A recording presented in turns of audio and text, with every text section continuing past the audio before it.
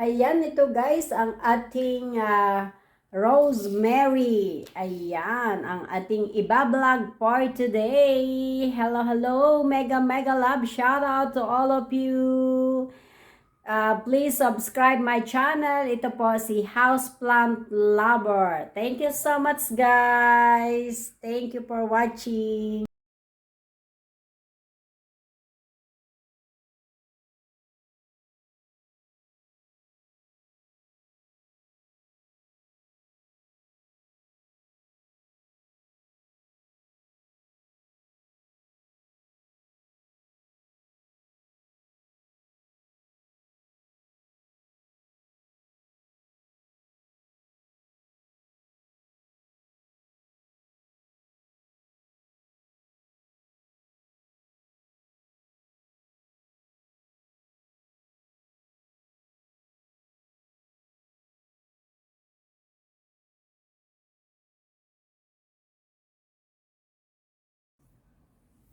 Hello, hello, magandang buhay mga kapuso, magandang gabi, magandang umaga, and good day everyone. Ayan, ito po si Houseplant Lover.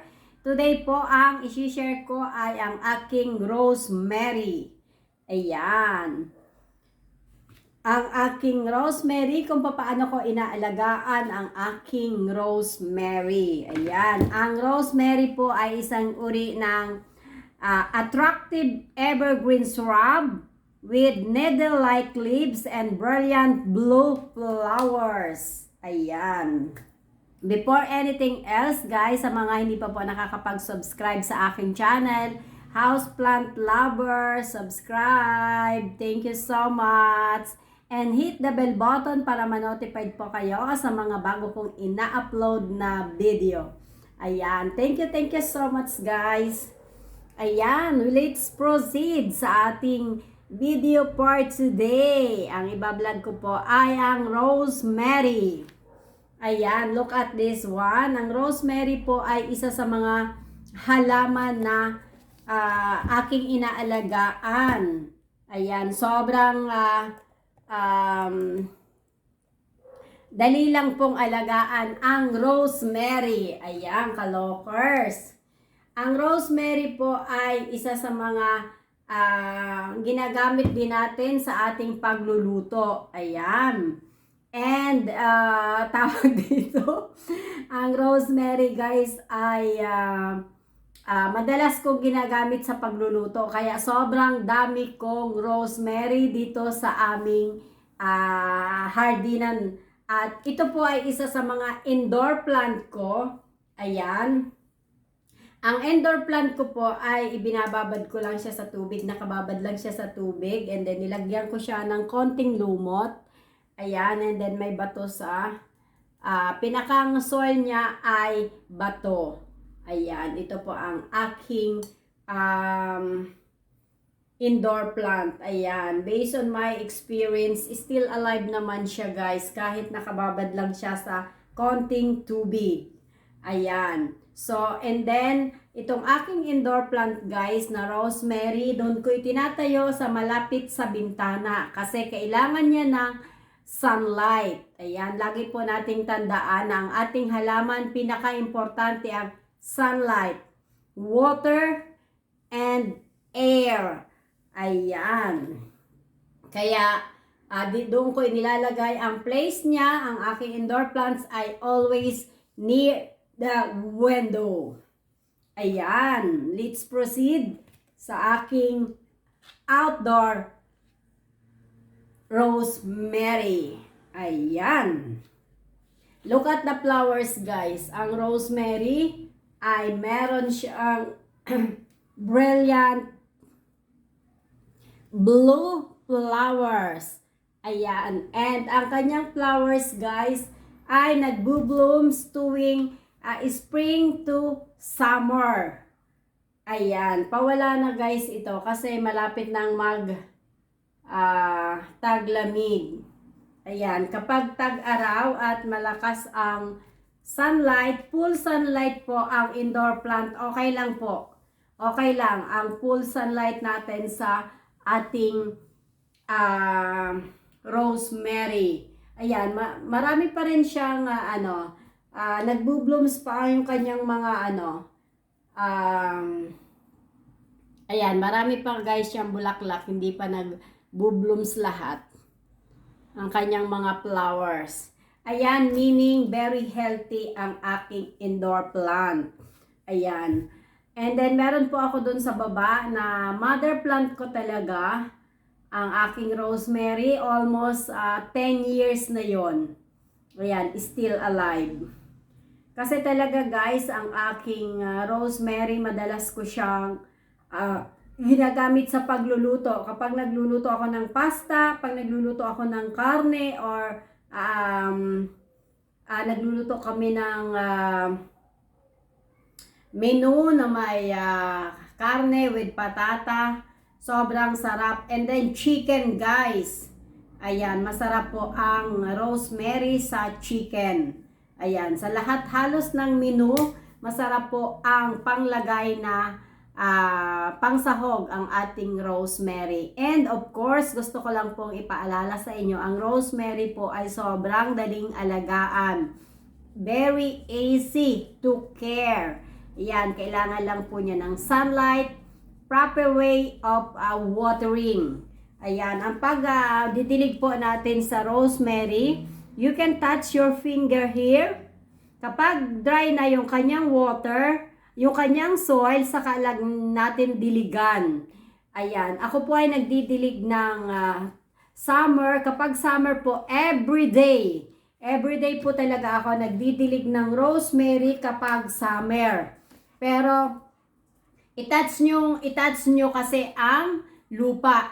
Kasi pag summer dito, sobrang init. This year, sobrang init. So, araw-araw ko siyang dinidiligan.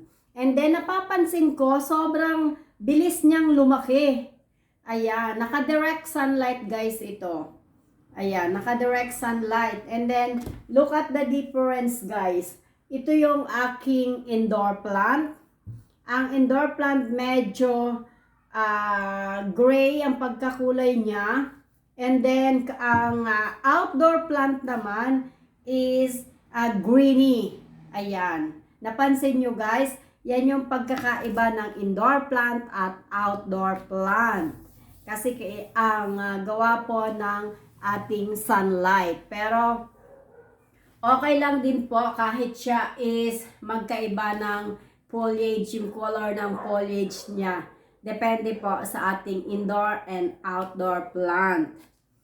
Ayan. And rosemary is an attractive evergreen shrub with needle-like leaves and brilliant blue flowers. The flowers of evergreen rosemary persist through spring and summer season. Ayan, this beautiful herb mostly used for seasoning dishes and also commonly used as ornamental plantings and the landscape. Ayan, marami din pong benefits ang rosemary. Ayan. Rosemary is a rich source of antioxidant and anti-inflammatory compounds which are true to help boost the immune system and improve blood circulation. Ayan, benefits of rosemary: may improve brain function and stimulate hair growth. Wow! O, diba? May help relieve pain. Ayan. O, diba? Kaya ang rosemary, magtanim na tayo guys ng rosemary. Madali lang alagaan. Ayan, ini-encourage ko po kayong lahat na kung meron po tayong konting taniman or kahit sa paso, or kahit sa bottle, kahit anong klaseng bottle, bottle ng plastic, bottle ng Coke, bottle ng any kind of plastic, pwede po tayong magtanim ng rosemary. Pwede siyang mabuhay. And yung kanyang soil, pwede po siyang mix ng sand. And importante po sa atin is sa soil po ay kailangang well drain ang kanyang pot. And then, be careful sa pagdidilig ng ating rosemary. Ayan. Too much water will kill your plants. Katulad din po yan ng pagmamahal. Too much love will kill you. O, diba? Charot. Ayan. And then, binabasa ko po ang kodigo ko based on my experience. Ayan, proper watering is the key to growing potted rosemary herbs. Ayan po ang sinasabi ko. Kailangan po natin ng proper way of caring ng ating mga halaman. Lagi po nating i-touch ang ating mga finger kapag dry na, saka lang po natin diligan ang ating mga halaman. Ang halaman po nangangailangan din ng love. Ayan. Alam nyo ba guys, kapag nagdidilig ako ng mga halaman, kinakantahan ko yan. Yeah, sobrang sarap mag-alaga ng mga halaman guys. And take note guys, ang scientific name of rosemary is Rosmarinus officinalis. Ayan. Sa katunayan guys, ang tawag po dito ng rosemary is rosmarino. Dito po sa Italia, rosmarino.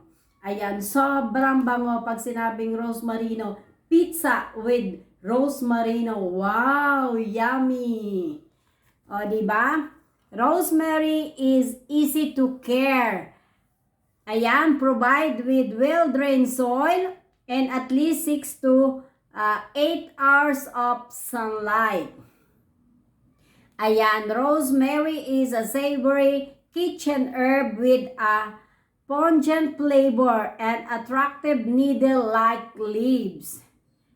O, diba? Ayan guys, ang ating rosemary. Ayan, hoping you guys na nakapulot kayo ng kaunting aral sa aking video for today. Ayan, don't forget to subscribe. Houseplant lover. Thank you so much guys. And shout out sa team Masiyahin. Thank you so much guys for watching. Seeing eyes of mine, you see, there are no trees inside of me. In this desert I can look at you.